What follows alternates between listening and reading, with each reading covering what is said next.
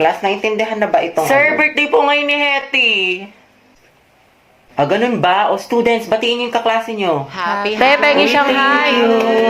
Thank you, guys. Sir, baka pwede daw batiin siya ni Angelo, yung crush niya taga-kabilang section. Uy, oo nga. Uy, wala akong sinasabi. Sige, papuntahin natin. Oh, Hetty, kunin mo siguro. Sir? Nicole, anak, Oo. patawag nga si Angelo. Sabihin mo pinapatawag ni Sir De La Cruz. Sige po, sir. Uy, para kasi kayo mga tangi. Huwag ka na mag-inarte, minsan lang yan. Sir, nandito na po si Angelo. Uy, nandiyan na. Sana all. Ang asim mo talaga. Angelo, anak, birthday ngayon ni Hetty. Pwede mo ba siyang batiin? Hoy, libre mo kami mamaya ah. Ito naman kunyari ayaw. Okay lang yan, te.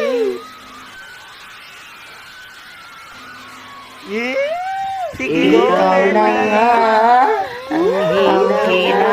Sige, kuya, pasok ka lang. Isip ka. Guys, tahimik na. Hetty. Happy birthday.